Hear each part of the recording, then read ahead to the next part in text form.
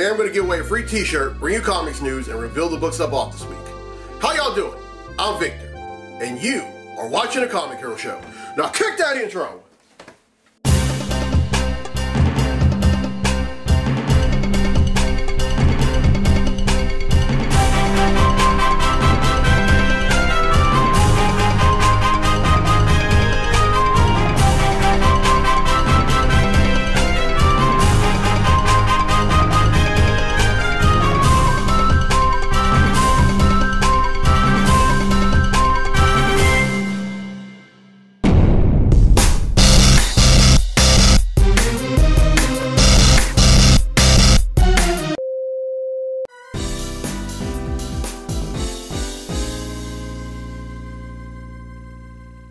Hey everyone! Now this month is Autism Awareness Month. Now autism, or autism spectrum disorder, is a serious developmental disorder that impairs the ability to communicate and interact. It impacts the nervous system and the range and severity of symptoms may vary. Now common symptoms include difficulty with communication, difficulty with social interactions, obsessive interest, and repetitive behaviors. Now there are 5 major types of autism. There's Asperger's syndrome, Rett syndrome, childhood disintegrated disorder, Cantor syndrome, and pervasive developmental disorder. Now, early recognition as well as behavioral, educational, and family therapies may reduce symptoms and support development and learning. Now, here in America, there are over 200,000 cases per year, and autism can be treated, but it cannot be cured. Now, in my field of work, I have provided services for people with autism, and I can tell you that they see the world a lot differently than we do, and there's absolutely nothing wrong with that. There's been a stigma going on for a very long time, and that stigma is that people with autism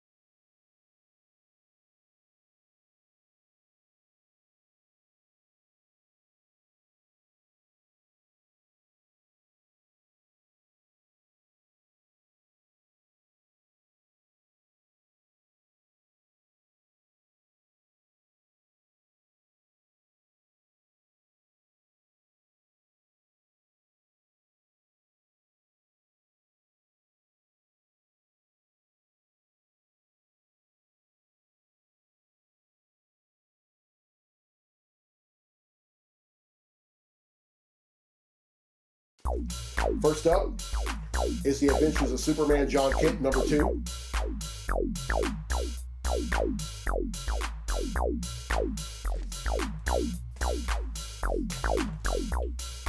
The Amazing Spider-Man, number 23.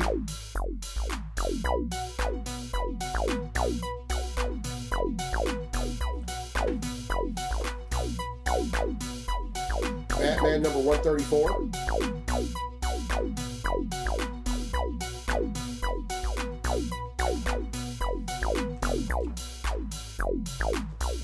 Captain America Sentinel Liberty, number 11.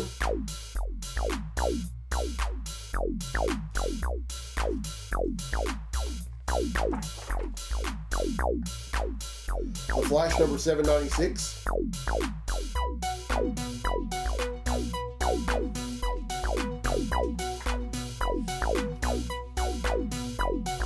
I Am Iron Man, number 2.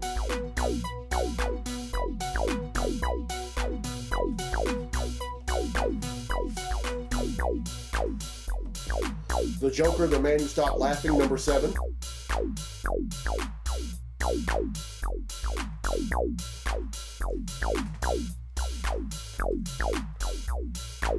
Milestone 30th Anniversary Special.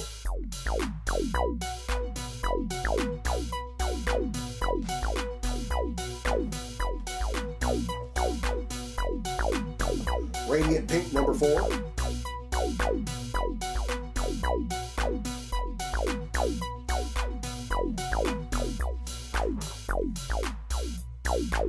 Scarlet Witch number 4.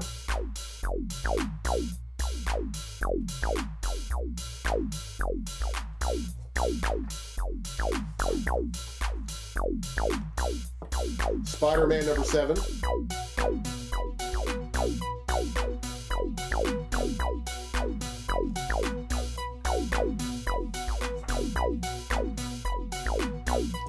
Venom number 18.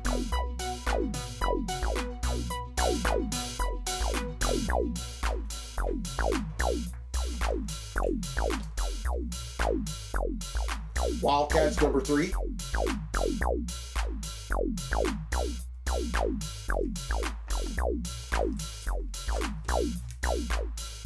Wildcats number 4.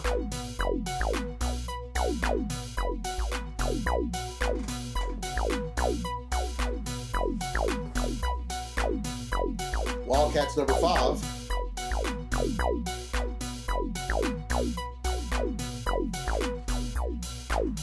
And finally, Wolverine number 32.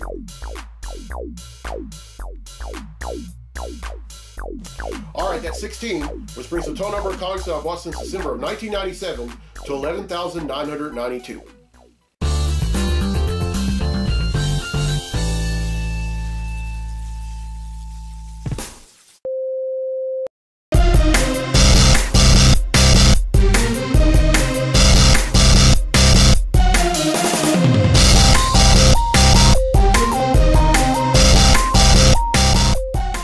Welcome to this week's edition of the Comic Hero Show. I'm your host, Victor Nunley, and I am the Comic Hero. Now, I hope y'all enjoyed the mystery pop-up segment, and I hope y'all learned a lot more about autism than you knew before. Now, judging by what you saw at the very end of that segment, the count is now at 11,992. So, with that being said, I may or may not get to 12,000 comics on this episode. But we'll cross that bridge when we get there. But for right now, it's time to give away a free t-shirt.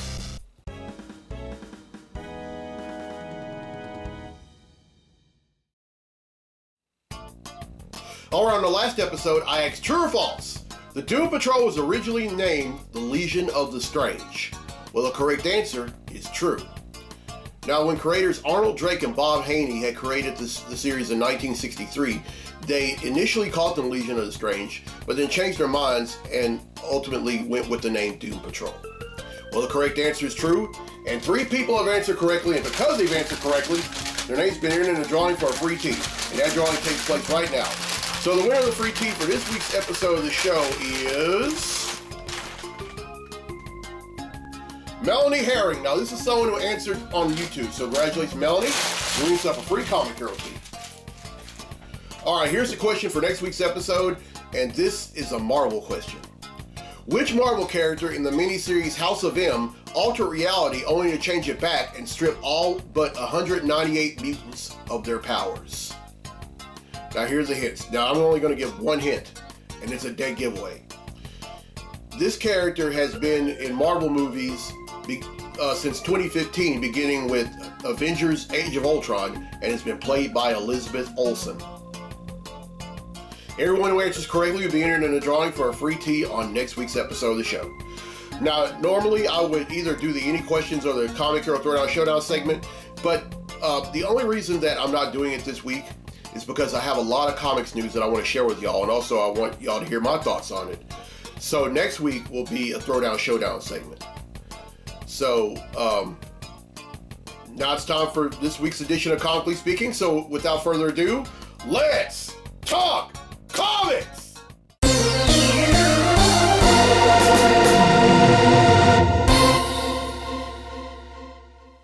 Alright, there are 5 things we're going to talk about in this segment of Comically Speaking, and here's the first. Now, I've read 6 of the 7 issues of the Spider-Man series by Marvel that's written by Dan Slott with art by Mark Bagley. Now, the opening story arc is entitled End of the Spider-Verse. And it's where this insect queen by the name of Shathra is going throughout the Spider Universe and either killing different versions of Spider-Man or either infecting them and making them part of her hive. Of course, the original Spider-Man, Peter Parker, who was, well, at the time was known to be the chosen one. He rounds up just about every Spider-Man he can think of. But then the first casualty comes with Jessica Drew, the original Spider-Woman. She gets stabbed with the totem, and then all knowledge of her is erased. But she doesn't die. Now, I'm gonna explain this in a little while. But if that wasn't enough, Moreland, who is now the lone member of the Inheritors, which is this group of men and women who go around and literally eat all the spider-related characters, all the Spider-Man throughout the Spider-Verse. He wants to go after Shelter as well, so he reluctantly teams up with all the remaining Spider characters. And then, if that wasn't enough, Peter Parker gets stabbed, and then all knowledge of him is erased. Now, he doesn't die. We find out that even though the Spider-Man life, a part of his life is dead, his life continues, and he goes on living as if he had never gotten bitten by the radioactive spider. And what happens is that here's the crazy thing. Both Aunt May and Uncle Ben are still alive. And then at one point he even sacrifices himself when a robber comes and tries to rob them. He ends up taking a bullet to the leg, and he somehow ends up being paralyzed as a result. But he goes on to, but he's living a great life. He ends up graduating valedictorian from Midtown High School. He goes to Empire State University. He's even friends with Flash Thompson. Yeah. And then he goes to intern at Oscorp under Norman Osborn. I mean, he's just living a great life. Now, is Mary Jane in the equation? From what I can tell, no. But anyway, we find out that he wasn't the chosen one. The chosen one was actually Cindy Moon, aka Silk, who was bitten by the same radioactive spider that bit Peter Parker. But with Peter Parker getting stabbed with a totem, she was the only one that was stabbed by the radioactive spider. And she goes on to become Silk and everything. And really loving the story arc. I mean, Dan Slott, in the 15 years that he's done Spider-Man off and on, he's hardly done any wrong. And I can't wait for more. Now, there's a new character that's going to make his first appearance in the next issue that I'm going to read, Spider-Man #7, which is one of the books you saw in the Mystery Pop-Up segment, called Spider-Boy. He's going to make his first appearance, but we're not going to know more about him until The Edge of Spider-Verse in an issue in #2, which comes out in June. But what we do know is that he was created by Dan Slott and an artist who's no stranger to Spider-Man whatsoever, Humberto Ramos. And we're going to learn more about him. And again, we're going to learn more about him in Edge of Spider-Verse #2 in June. So I'm here for it. But if y'all are sleeping on this Spider-Man series, y'all need to wake up and start buying some back issues. You will not be disappointed. All right, now the second thing is that I recently got caught up with Detective Comics. Now, there's a new story arc called Gotham Nocturne, which, now, by the way, Nocturne means a song of the night, and it's written by Ram V. And recently, Stefano Raffali has been doing the artwork to it. And in this one, there's this guy that's from overseas, whose parents once lived in Gotham during the early days. Well, he comes back and he wants to remake Gotham, wants to improve the infrastructure and all this. But at the time that this is all going on, there's this being that's going around infecting people, and this person, I mean, this character also almost kills Batman. But it's a great read, and also there's some backup stories by Simon Spurrier. Simon Spurrier, you know what? I didn't care for him at first, but then as time as time passed by, I really started having a lot of respect for him. He's written some backup stories which featured both Jim Gordon, who's now a private eye in Gotham City, and then Mr. Freeze. And boy, y'all need to check that out. I really. Now, the one thing about Mr. Freeze, the character with Mr. Freeze, is that he ends up kidnapping the Shrink and trying to make him practically look like his wife, his late wife, who was cryogenically frozen for a long time, but then when she comes to good health and ends up getting powers of Mr. Freeze, she ends up almost killing him, and then she runs off. But now it's almost like he's grief-stricken and wants somebody, and wants his wife, even if he has to kidnap a woman and make her look like her, which is kind of sick. I mean, one thing about the Batman's Rogues Gallery, they have to be the most sinister Rogues Gallery in comics, period. I mean, you have him, you have the Joker, you have the Scarecrow, and you have Ra's al Ghul. All three of those, Batman could only have those four, and still be a great book. Although, I mean, there are other characters like, the Riddler, the Penguin, Killer Croc. I could go on and on and on. Oh, but great thing. All right, now the third thing is that the cast of Creature Commandos has been revealed. Now here they are. It's going to be Frank Grillo playing Rick Flag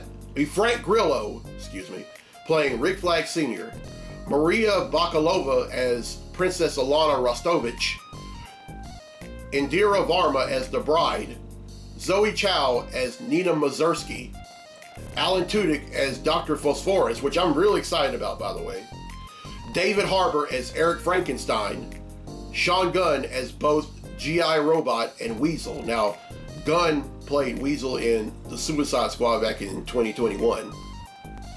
And then Steve Agee as John Economos. Now, in addition to them playing these physical roles in the movie, they will also do voiceovers on the anime series, which will be exclusively on HBO Max. And I'm here for it. All right, now the fourth thing is that there's this mini-series coming, or this crossover event coming to Marvel in the summer called Fall of X, and it's where everything that could go wrong with the Island of Krakoa does go wrong. And in the shadow of this, in the month of September, there's going to be an Uncanny Spider-Man series coming to Marvel. And who is going to be the Uncanny Spider-Man, you might ask? Kurt Wagner himself, Nightcrawler. Now, it's a 5-issue miniseries. I could really see this happening. Now, instead of web slinging, he's going to be, of course, bamfing or teleporting. And I'm here for it. But Uncanny Spider-Man coming to Marvel in September. And then the final thing, it's been revealed that Mark Millar is coming to DC. He kind of spilled the beans on his podcast entitled It's Millar Time, and he had said that he's currently working on a new Superman series, and he has a few issues written already, and some of the artists that he would like to work with are either Olivier Coipel or Pepe Larraz. Now, Larraz has penciled quite a few issues of X-Men, and then Coipel has been all over the Marvel Universe. I mean, he's done Thor, he's done X-Men, he's done the Avengers. I mean, you name it. But I really enjoyed Millar's run on the Adventures of Superman back in the late '90s, when they started doing this and doing a prelude to Superman Y2K. Now, this was during my senior year of high school, and this was a great time to be a fan of Superman. I mean, his writing is so good. And he's no stranger to Superman. And then also, in addition to that, he's also written a miniseries entitled Superman Red Sun. It's a miniseries, it's an Elseworld Tales where instead of Superman crash landing in Kansas, he ends up crash landing in 1950s Russia. Now, Y'all need to go, but y'all need to check that out, by the way. I mean, it's a great read, and they also made an animated feature based on it. But Mark Millar coming back to DC and on Superman, I'm here for that too. All right, and Supercomically speaking, let's get to the comics I bought this week. Comic books I bought this week.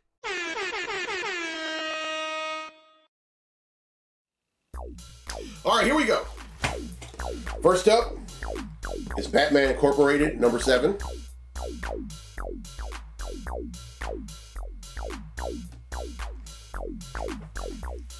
Really excited about this one.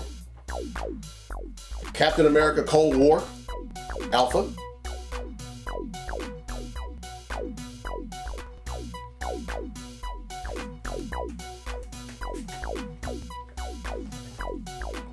Captain Marvel, number 48.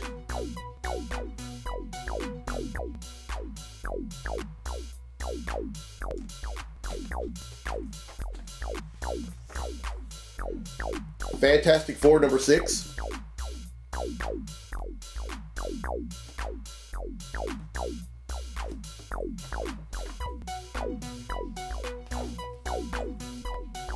Really excited about this one also. Guardians of the Galaxy, number 1. Brand new series.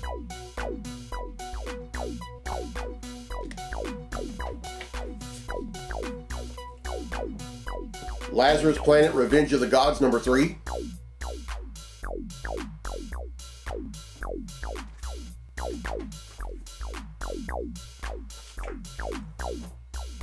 Miles Morales, Spider-Man, number 5.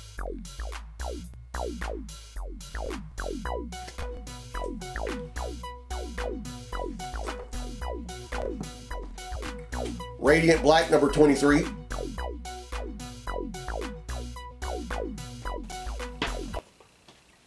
Wait a minute. That was 8. And I needed... just a minute. I'll be right back.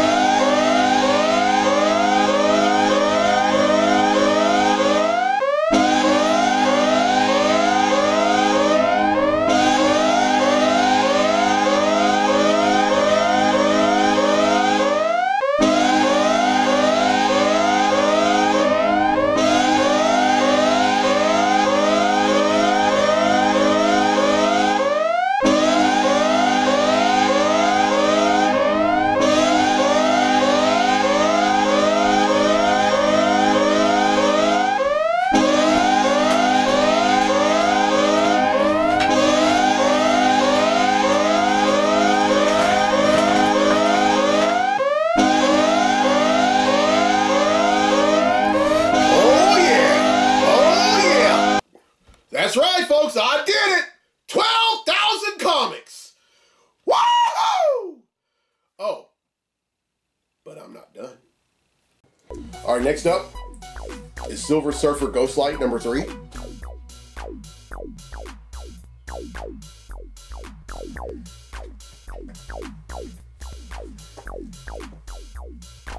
Star Trek, number 6.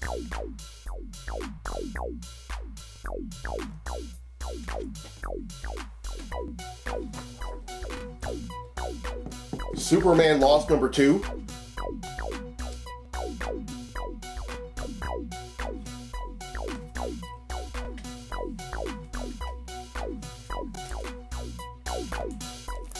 Wildcats, number 2.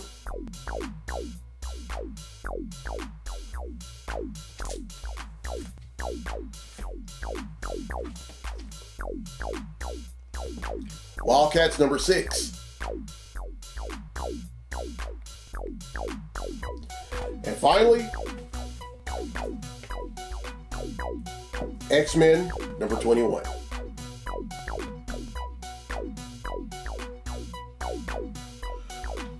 All right, that's 14, which brings the total number of comics that I bought since December of 1997 to 12,006.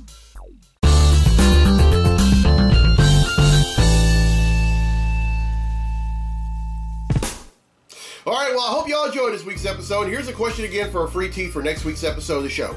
Which Marvel character in the miniseries House of M altered reality only to change it back and strip all but 198 mutants of their powers? Now, here are the hints. The first hint is that this character made their first appearance in the X-Men number 4 in 1964 and was created by Stan Lee and Jack Kirby. The second hint, Quicksilver is this character's brother. And then the third and final hint, this character has appeared in Marvel movies beginning with Avengers Age of Ultron back in 2015 and has been played by Elizabeth Olsen. Everyone who answers correctly will be entered in a drawing for a free tee on next week's episode of the show. And congratulations to Melanie Herring, who won a free tee on this episode. All right, now, I posted, after I was done with the shirt, I put it inside a garment bag, and I took a picture of the shirt inside the garment bag and posted it right here on YouTube and on social media. And I have asked y'all to either like, love, or leave a positive comment. And those of y'all that have done that, which is about 42 of y'all have been entered in a drawing for a tee just like this one, and I'm drawing 5 names. And that drawing is about to take place right now. And before I do this drawing, I want to thank everyone for everyone who commented. Y'all's comments really meant a lot. And also those that have liked and loved it. But here we go. All right, the first person who wins the 12,000 Comics Comic Hero tee is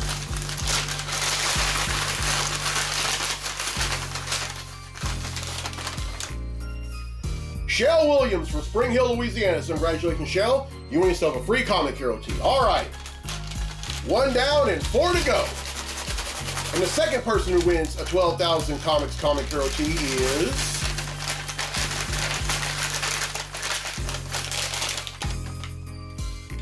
Edward Cerna from Seguin, Texas. So congratulations, Edward. You win yourself a free Comic Hero tee. All right. 2 down and 3 to go. And the third person who wins a 12,000 Comics Comic Hero tee is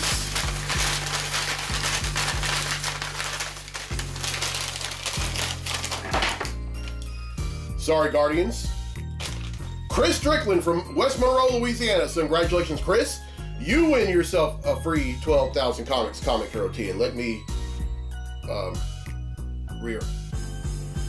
knocked over Star-Lord and Groot. Sorry, guys.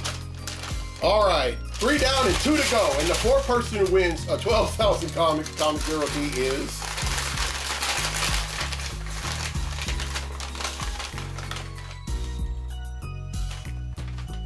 Larry Cotton from Alexandria, Louisiana. So congratulations, Larry.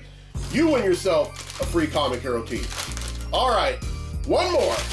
And the last person who wins a 12,000 Comic Hero tee is, and I'm going to reach all the way down the bag for this one.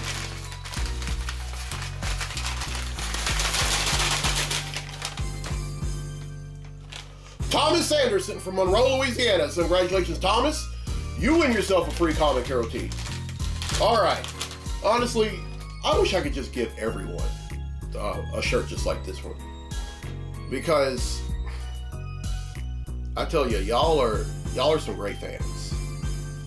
I mean, y'all the best fans any web series host can ever hope for. And, you know, I say this every time I get to the 1,000 mark, but I've read some good books and I've read some bad books, but I'll never regret this hobby. Never. But if you still want a 12,000 Comics Comic Hero tee, you can find it on my website, IamTheComicHero.com, for $21. This is going to be on the website until I get to the next 1,000 mark, and I'll probably be,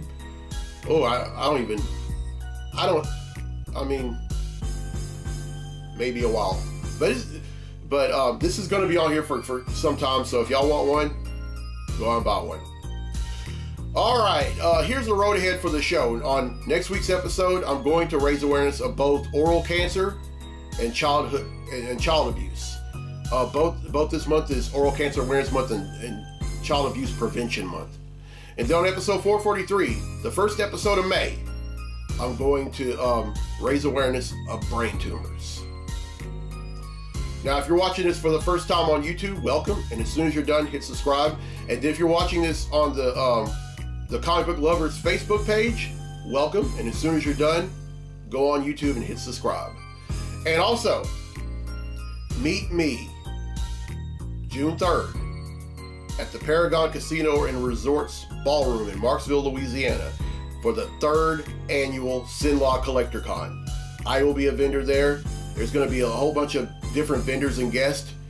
And if I hear anything else about any guest, I will let y'all know in a future episode before, hopefully I'll find out something before the con comes in just over a month and a half.